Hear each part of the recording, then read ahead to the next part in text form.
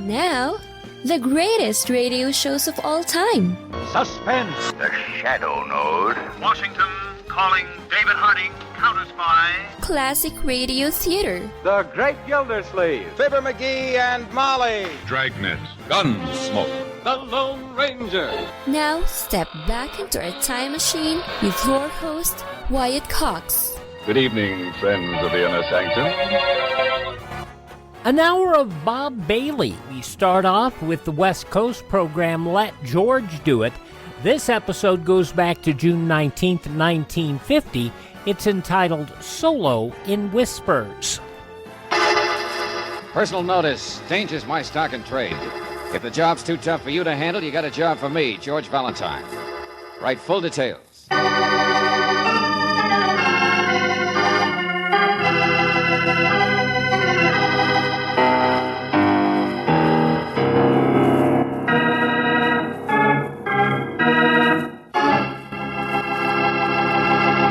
Greetings, mystery lover. Time for another Let George Do It adventure. And if you're a music lover, you'll go for this one, I'm sure. It's called Solo in Whispers, and it's all about an opera singer whose basso was a little too profundo. So, in order to quiet the lad, they gave him a mute made out of lead, about 3 ounces worth. And you know something? It worked.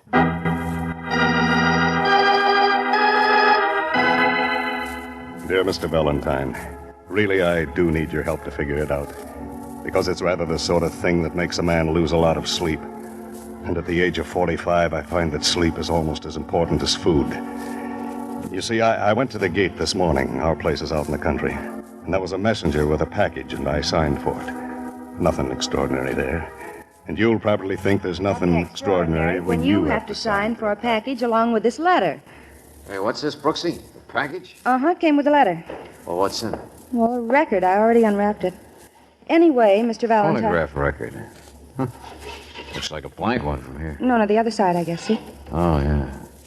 But it's still blank in the middle. No label. Go on. Anyway, Mr. Valentine, I'd appreciate a call from you on the subject of why it is unnecessary to explain my whisper. Whisper? What's that? Is what? Well, that's what he says. Why it is unnecessary to explain my whisper. Uh-huh. Oh, well, maybe it isn't his. It's in quotes, George. And that's all. Sincerely, Pietro Saville. Huh? Well, come on, play the record. Here we are. Okay. Pietro Saville, a man bothered by a whisper. You, too, can hear voices. You can hear horns and drums, too, if you got it bad enough. Sounds like he got his records mixed. Yeah, I've heard that. Come to the Sun, Rimsky-Korsakov. Angel, you should be on a quiz. Only that's kind of a peculiar whisper, wouldn't you say? Maybe you just heard this played too much. It's too popular. It's from an opera, George, Le Coq d'Or. Not the only one I remember. I saw it twice. The who? The Golden Cockerel by Rimsky. I know, so I'm getting an education, but I don't see what George, maybe Mr. Saville is bothered by a woman.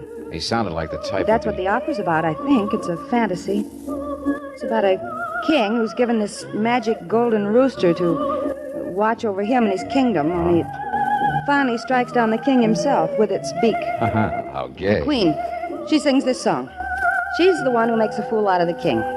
She really takes him over the ropes, and yet he won't give her up. 'Twas ever thus. Nice melody, though, isn't it? Listen.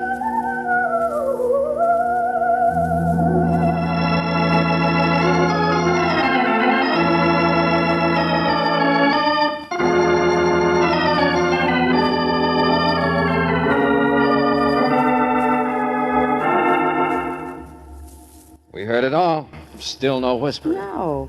What on earth was he talking about? Brooksy, there's only one way to find out. That's to ask him right back. Well, personally, I think he's a little We'll off. soon find out. Hold everything now. Hello? Hello, Mr. Pietro Saville, please. Will you call him? Mr. Pietro Saville can't come to the telephone, Valentine. He's dead. Hey, who is this, Riley? Yeah, listen, Valentine, get out here fast, will you? Saville's been murdered. He was struck down by the golden beak of a rooster. A rooster? Yeah, you heard me. A thing called the golden cockerel.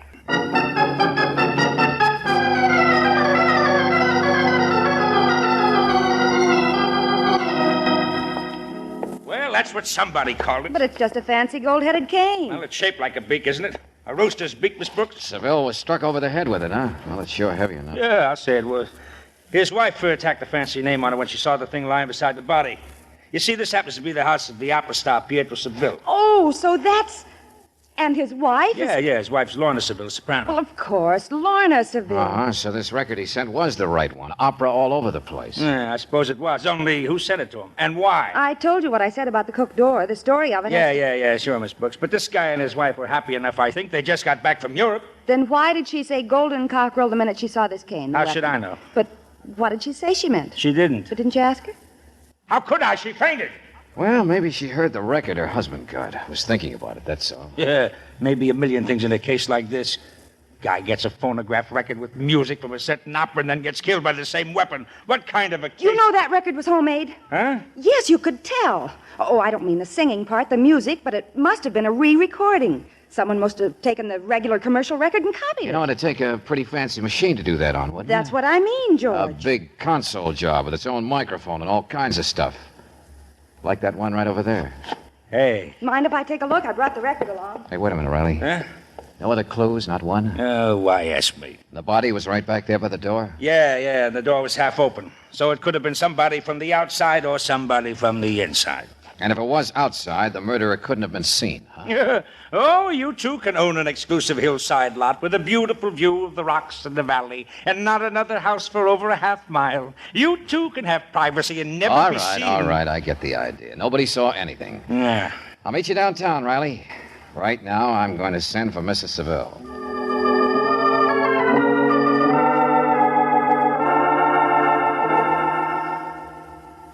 Well, Mr. Valentine? Mrs. Seville, you have a face that a man would never forget. Well, most men notice my figure, too. I remember a picture about 2 years ago. You were mixed up in the breakup of the Carlotti Opera Company. We both used to sing for Carlotti, Pietro and I. Why? Oh, I don't know. I just remember it, that's all. There was a lot of talk in the scandal columns. Something about a fight. Yes, what a lovely memory. Of course there was a fight. A beautiful fight. It took 3 stagehands to break it up, and a foolish young man from the chorus even went to the hospital, I'm told. Oh, you've never seen such a scandalous fight. All I saw was that that's what broke up the opera company. My husband and I had to leave for Europe, that's all. We had engagements to fill. Engagements, I tell you. The cause of the fight was you and some playboy baritone. Stop it. All right, I'm sorry. It might have been just Gus. It had nothing to do with this, Mr. Valentine. With Pietro's death. There's no conceivable connection. My husband and I were quite happy. Now, please, won't you leave me? Yeah, Brooksy? George, come here. I found it, the whisper. What? What are you doing The there? whisper. It was on the record. I said one side of it was blank, remember? But here, look. This just looked like a border, but it's 3 or 4 grooves right around the edge. Here, listen. So that's what Seville was talking about in the letter. Here. I am sure it is unnecessary to explain my whisper, because the record on the other side will explain itself. And the music did explain itself, didn't it, George? The man who was killed by the golden cockerel. Mrs. Seville, whose voice is that? The whisper? Don't you know? No, I don't. Just a whisper. That's why whoever it is whispers, to keep anyone from knowing. You can close the machine now, Miss Brooks. My husband couldn't figure it out. I can't figure it out. I'm certain you can. Well, sure, lady, but... Hey, Brooksy, is that the record you brought out here, the same one? Of course it is. Yes, George. You saw me bring it, the one Pietro Seville sent us, the one he received. What makes you so positive, Mrs. Seville? And why didn't you want Miss Brooks playing around with this machine? Why have you been staring? Mr. Valentine, please. George. Yeah, Brooksy. Another record, just like the other one. Here, let me see. Here, play it. Those same grooves, and it's blank in the middle, I am like... sure it is unnecessary to explain my whisper, because the music on the other side will explain itself. Come on, turn it over. But it's exactly the same. Looks just like the other one.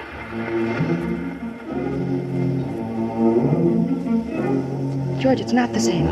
All right, Mrs. Seville, let's have the story on this record fast. The record, Mr. Valentine? What about the record? Don't you know it?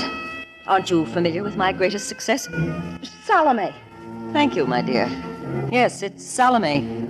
It's Salome's dance. But this record, where did it come from? You know, I rather wish I knew that myself. But the postman brought it just this afternoon, and there didn't seem to be a return address. To you, right? It came to you. Yes, to me. Isn't that funny? Oh, no. No, Mr. Valentine, I don't know anything else. And if you'll excuse me, I'm going upstairs. I'm wanted upstairs. George, she got a record, but she didn't want us to know about it. Even after her husband... I know, but skip it. Now listen, Brooksy. What's this opera about? Well, come on, think. I'm trying to remember. It's based on the Bible story, I guess. Yeah? Salome danced for King Herod. She demanded the head of John the Baptist. What happens to her? I don't remember. Get up there. Get after her, Mrs. Seville. Follow her upstairs. Whether she likes it or not, stay with her. I'm going to phone Riley.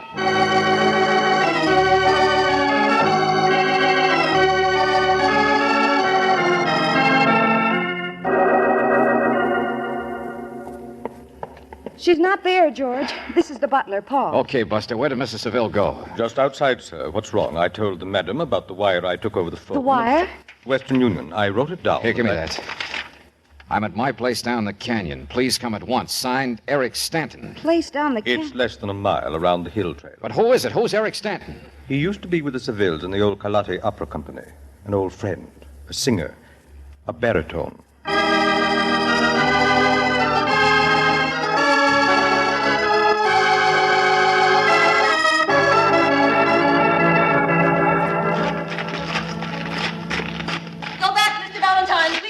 Slow down, will you, Mrs. Seville? Oh, I don't want you with me. You're going to have to stand me, lady. Oh, George, you'll sprain an ankle running on that narrow trail. All those rocks on the side of the hill. I'll get her. I said slow down, lady. All right, I can't outgo you, but I don't... Look out!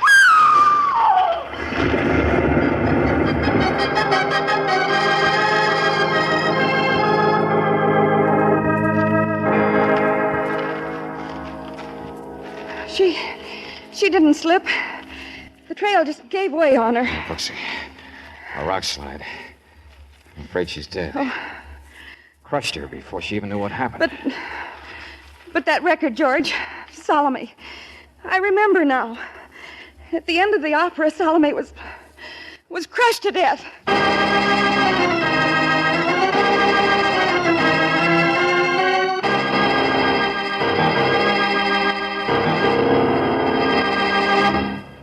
June 19th, 1950. Let George Do It on Classic Radio Theater with Wyatt Cox. Hey gang, just a note to let you know that we've notified all of our radio stations that our final episode of Classic Radio Theater with Wyatt Cox will be broadcast on all of our radio stations on June 30th of 2023. It is not something of your radio station. It's not because you haven't been responsive. It's because my doctors have said I need to take time off, and I need to take a significant time off. I can no longer work 90 hours a week. It's just that simple. So to let you know, listen to the shows, enjoy the shows while you can. Go to our friend Ted at RadioMemories.com. He supplies a lot of shows. And go to our webpage at classicradio.stream and learn how you can build your own classic radio collection. But again, June 30th will end Classic Radio Theater with Wyatt Cox. Classic Radio Theater with Wyatt Cox. Let George Do It did not get a proper national run. It mostly aired on the West Coast on Mutual Don Lee Network, sponsored by Standard Oil. While on the West Coast, it ran on WOR in these edited versions that you're hearing right now. June 19th, 1950, Let George Do It.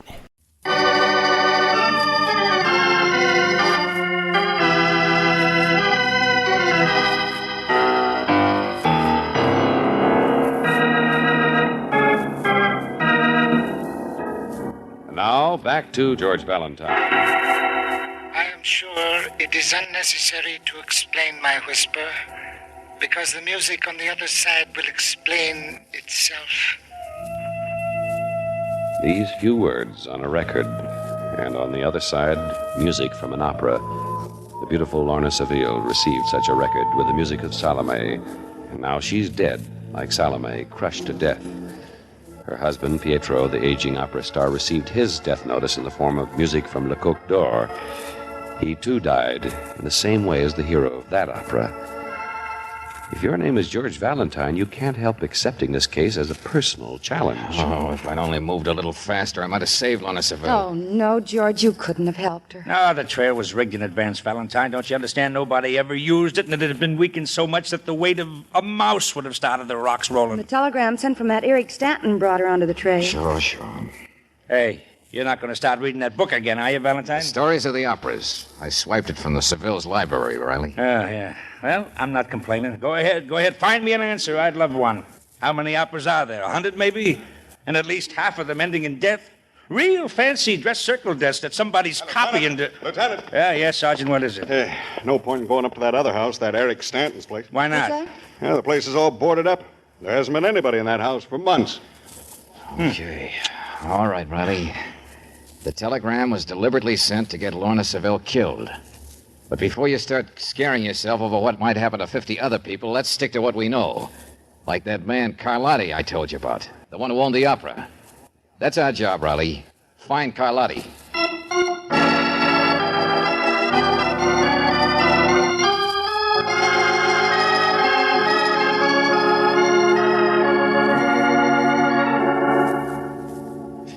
See, it used to be the Carlotti Opera, but now all I own is an empty theater. I am not what you would call a practicing impresario. Mr. Carlotti, the company broke up 2 years ago, right? When the Sevilles were singing here in town. Oh, such wonderful voices, both of them. See, you are right. Now, they left immediately for Europe, but it wasn't to fill a contract, was it? A lot more likely it was to break one. Yours. It was a big scandal and a fight and all kinds of things. Oh, no, Mr. Valentine. I would not bad say... one man landed in the hospital and it took 3 men. Yes, I closed the opera. The next day, I have lost touch with everyone. It happens that way. But to blame... When Pietro received his record, he sent it to me. But when his wife received one, even after she knew what had happened to Pietro, she kept quiet. On top of that, she gets a wire signed Eric Stanton. You see what I'm driving at? Yes, it was Stanton. Always Stanton. He has such a smile, so many women, such a voice. And in Cote d'Or, the king refused to give up the queen. 2 years ago. That was the reason for the fight. Pietro, he had just discovered, and Stanton, so foolhardy, self-confident. Poor Lorna was only confused, undecided. Yes, they fight. They even threaten to kill each other. Pietro kidnapped his wife to Europe, and Stanton, too, is gone to South America. Everyone is upset, of course, but time is such a healer. Mr. Carlotti, Lorna Seville kept quiet today because she thought she knew whose whisper it was, who sent the records, and she had to find out for herself. Then I suppose I must tell you, Stanton is in town. What? Brooksy, call Riley. I see him in the street opposite Richter's Music Building a month ago. He's not singing this season, just the social visits. He has an apartment. I wish I could protect him more from what you are thinking.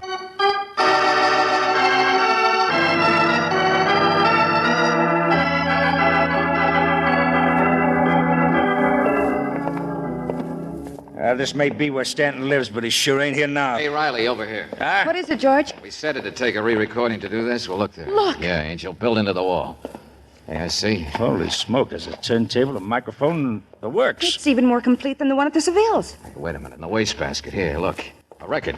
A platter that's scratched and cracked. A couple of chips broken out of it. A record just like the others. Sure, even a professional couldn't make home recordings without making a few mistakes, sloshing up a platter or two. Yeah? Lieutenant, the janitor says Eric Stanton left here just a few minutes ago. What's that? Yeah. He went down to a place called Richter's, some big music place where you buy phonograph records.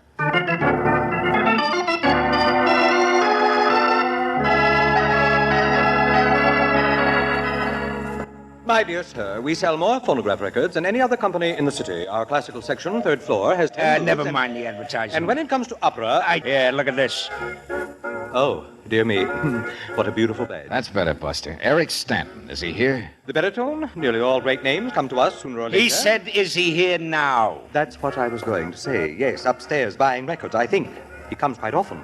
Such a gay... Stairway's over here. Come on, Valentine. Wait a minute, Riley. Stanton can't get away. Look, friend, do you know opera yourself? Come here, over here, the demonstration model. Well, of course, my field is really instrumental, and at home I like Bach. I don't know how much I can get out of a crack record, but you listen. Oh, dear me. It is quite mutilated, isn't it? Skip it, just listen. I really don't understand. Valentine, that record's different from the others. Of course it is, Riley. How about it, friend? Oh, such a magnificent thing. It's Mozart. Yes, Mozart. Yes. Mozart what? It's from Don Giovanni, the Champagne aria. It's such a shame the salesman can't sing it for you. Such a tragedy. Poor chap. Don Giovanni, huh? What? Remember, I've been reading a book, Riley. This is one opera we're going to beat to the final curtain.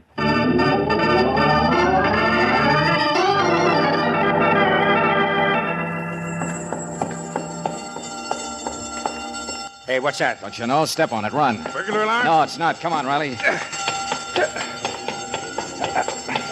Hey, listen. It's the same record. Giovanni. Sure. Somebody's even got the stage set for it. Stanton. Stanton, where are you? Well, he's not here, Valentine. Those booze. Try those booze. You've only got a minute. What? Don't you smell the smoke? That bell was the fire alarm. Hey, Stanton! But how do you know he's... Here, Riley, this one. Oh, it's locked. In the opera, Don Giovanni couldn't escape the fires that were there to burn him. Yeah, well, stand back, will you? Wait a minute. Come on, once more. Let's hit it together. Hey, he's passed out. Here, give me shoulders. There's still plenty of time. Well, congratulations, Valentine. Your score's picking up. So is the murderers, Riley. So is the murderers.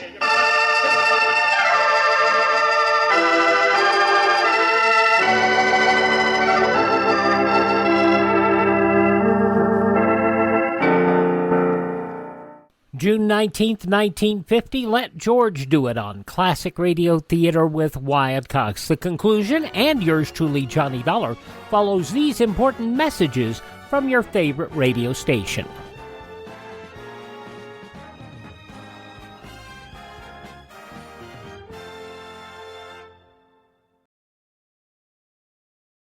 Just going to take a minute here to tell you about the big savings going on now, the clearance sale at mypillow.com. And you know, I've talked about how in my office I have a pair of my slippers, and they're really comfortable, and they're on clearance right now. The mypillow.com slippers, $25 a pair, limit 10.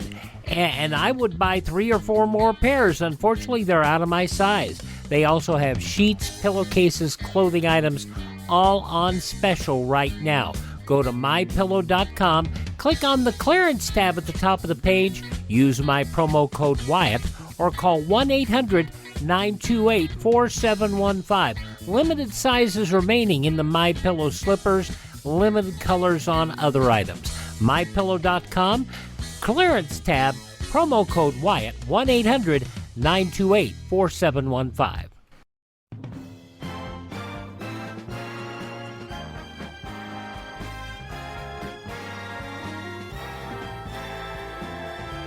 Classic Radio Theater with Wyatt Cox, now the conclusion of Let George Do It. Solo in Whispers, originally broadcast on June 19th, 1950.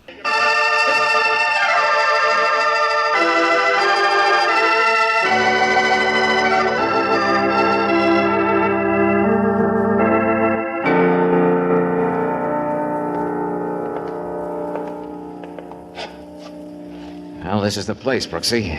Shut the street door. Is Lieutenant Riley still back at the fire? Taking Eric Stanton to the hospital. Here we are, up these iron steps. Yeah, it's so dark.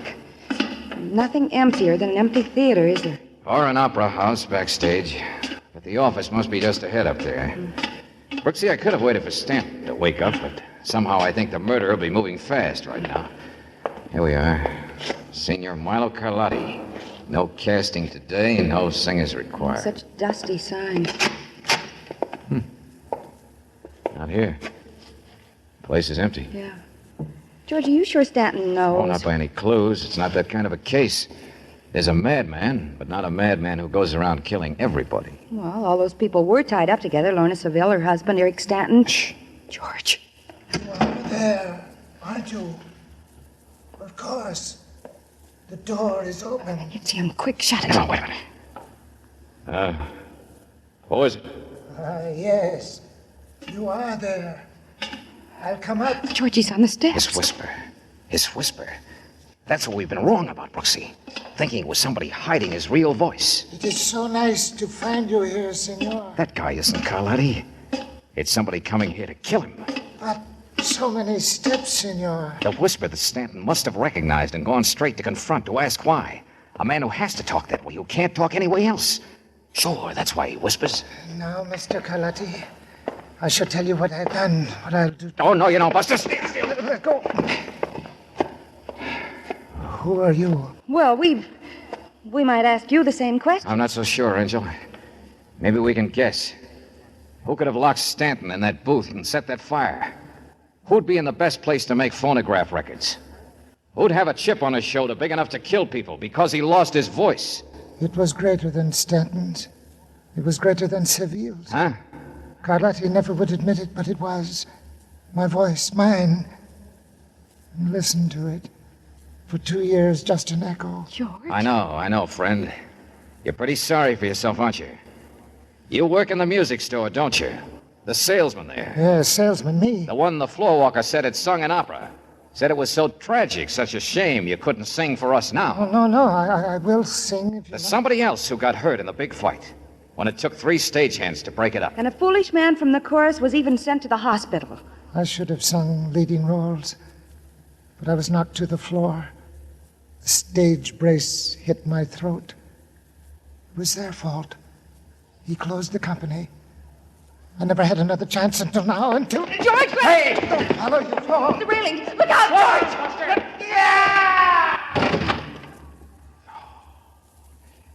He went right over it, Brooksy.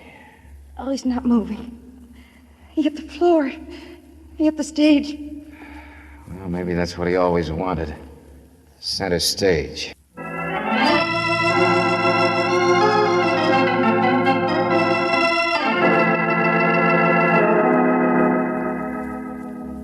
It was a terrible thing that happened to him. A singer to lose his voice. And all from just an accident.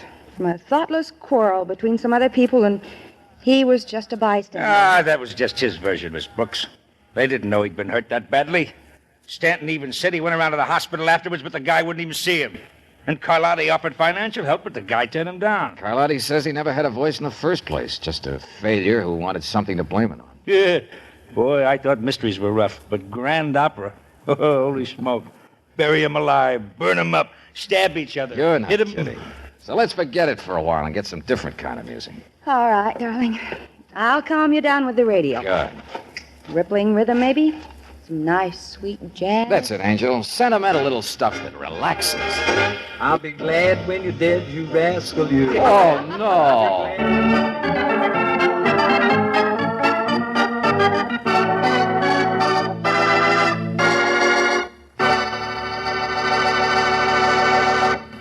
You have just heard Solo in Whispers, another Let George Do It adventure. Robert Bailey was starred as George Valentine, with Virginia Gregg as Brooksy. David Victor and Jackson Gillis wrote the story, with music by Eddie Dunstetter. Now, this is yours truly inviting you to another visit with Valentine, when you will again hear what happens when you let George do it. June 19th, 1950, Let George Do It on Classic Radio Theater with Wyatt Cox. Now we go from Bob Bailey as George Valentine to Bob Bailey as Johnny Dollar. This is the second part of the 5-part Yours Truly Johnny Dollar story, The Pearling Matter, as it was originally broadcast June 19th, 1956, and it is a story about a story that is false. From Hollywood, it's time now for... Johnny Dollar. Ready with your call to Hartford. Hello?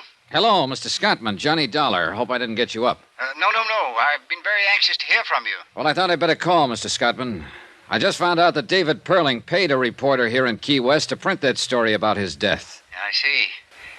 I can be in New York at 7 tomorrow morning. Could you meet me there sometime? I can meet you at Idlewild. My plane comes in at 7:20.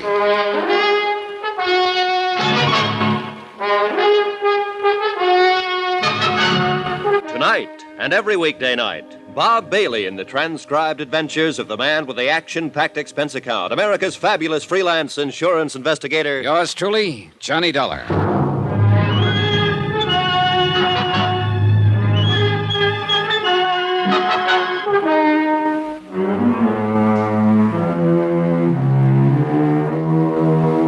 From Special Investigator Johnny Dollar to the Eastern Liability and Trust Company, Hartford, Connecticut. The following is an accounting of expenditures during my investigation of the Perling matter.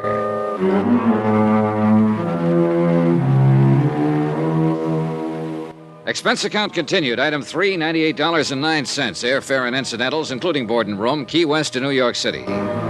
Mort Scottman was in the airport coffee shop having tea and toast in the best tradition of a vice president. He looked shaved, rested, and fresh. Would you like some breakfast, Mr. Dollar? Just coffee for now, thanks.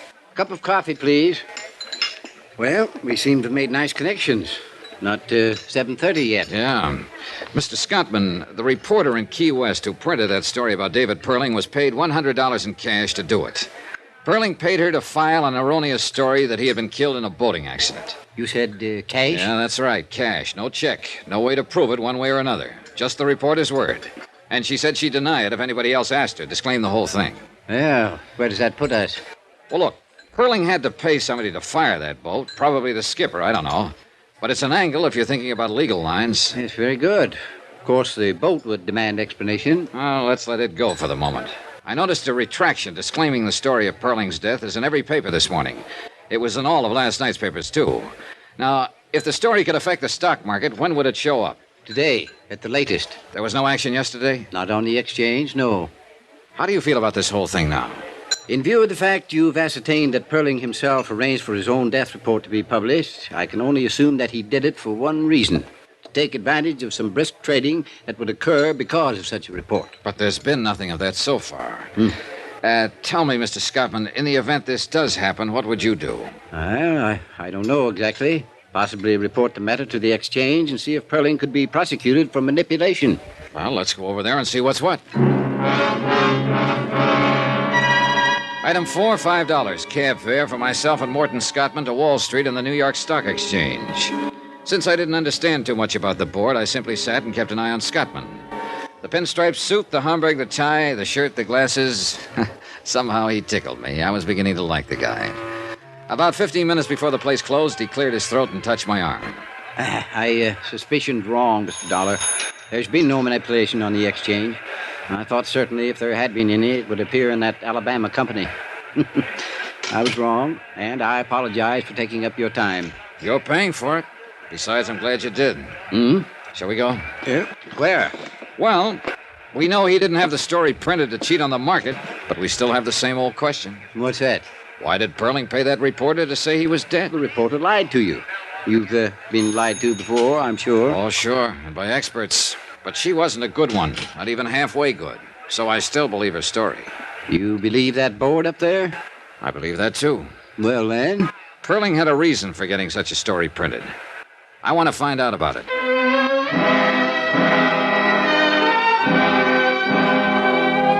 Expense account item 5, $4. Lunch for Morton Scottman and myself.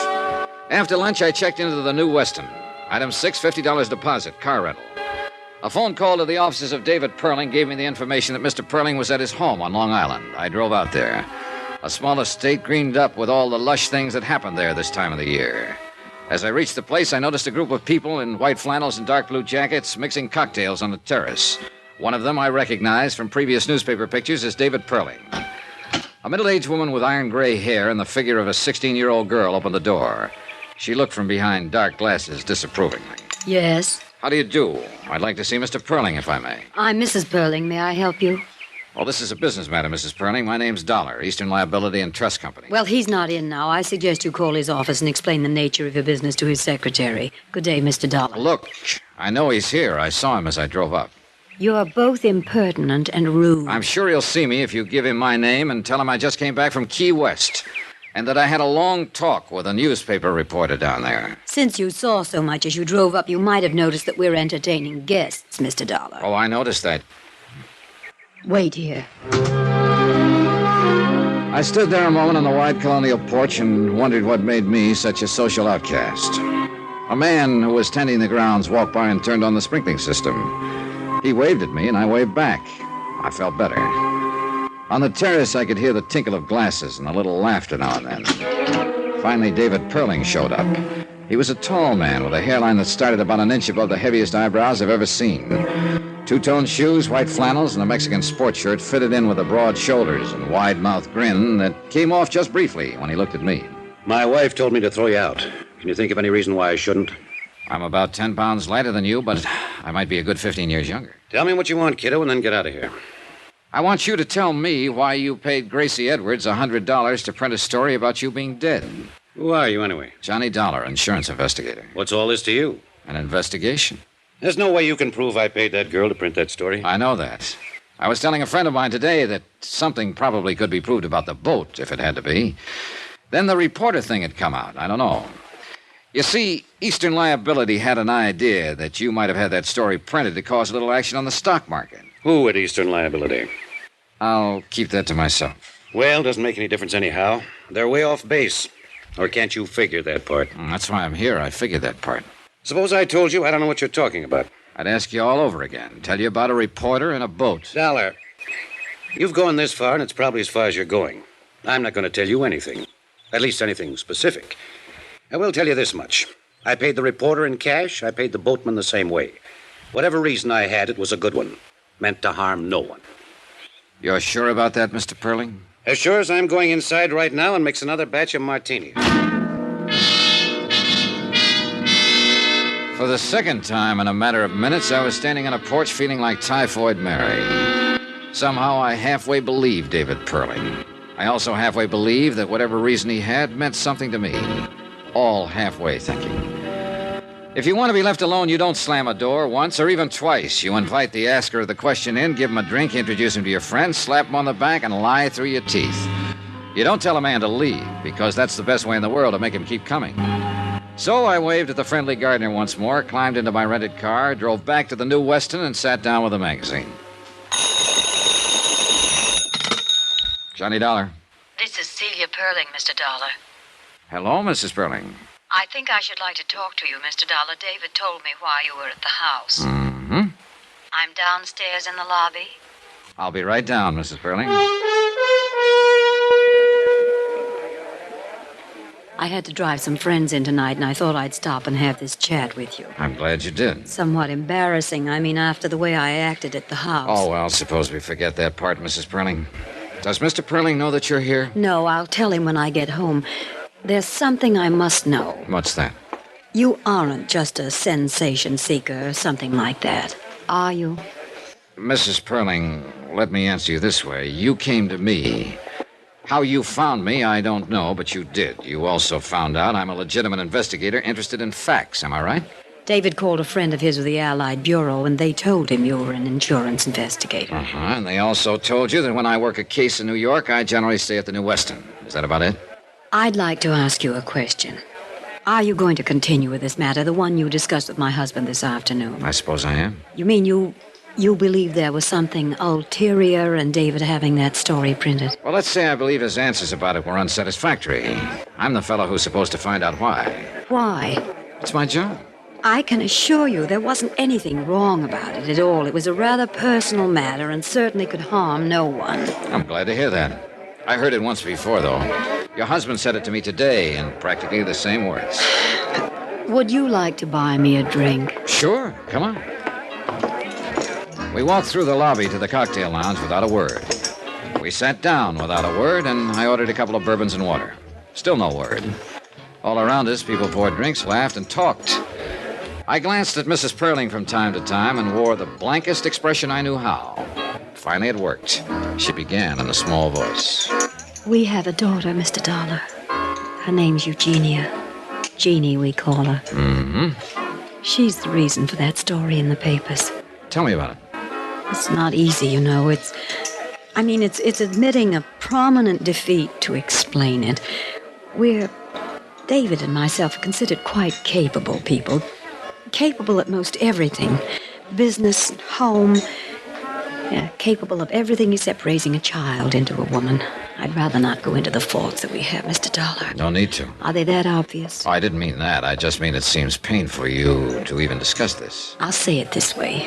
We've had too much money and too little time to put it on Jeannie. Now we're suffering for it. How do you mean? Jeannie got sick and tired of being alone and unattended and not understood. She left home a year ago, and we haven't seen her or heard from her since. She left a note saying that we never would. I suppose we deserve it. Well, I wouldn't try to judge that. We have no idea where she is, what she's doing, even if she's with someone. We just know she's gone. It's really quite ridiculous. Now that Jeannie's gone, we know how much we wanted her around. What about the police? Well, we didn't go to the police. I think you can understand why. I mean the publicity. Who did you go to? The Aimwell agency. They've been working on it. Oh, yeah, I've heard of them. Any luck? Not a sign of her. Do you understand now? Well, I don't understand everything. I'm sorry she's missing. But about the story in the paper... Well, Davy arranged that. I mean that his death would be reported. It was a crazy thing to do, I suppose, but we've tried everything else. He thought that if he were reported dead, Jeannie, wherever she was, would see the story and possibly contact me.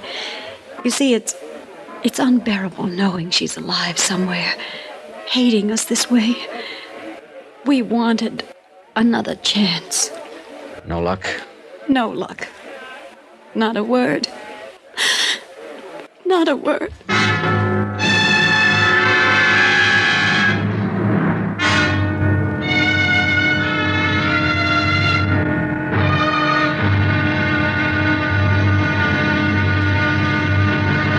Now, here's our star to tell you about tomorrow's intriguing episode of this week's story. Tomorrow, the trap is all baited. And guess who walks in? Join us, won't you? Yours truly, Johnny Dollar. Yours truly, Johnny Dollar, starring Bob Bailey, is transcribed in Hollywood. Written by John Dawson, it is produced and directed by Jack Johnstone. Be sure to join us tomorrow night, same time and station, for another exciting episode of Yours truly, Johnny Dollar. Roy Rowan speaking.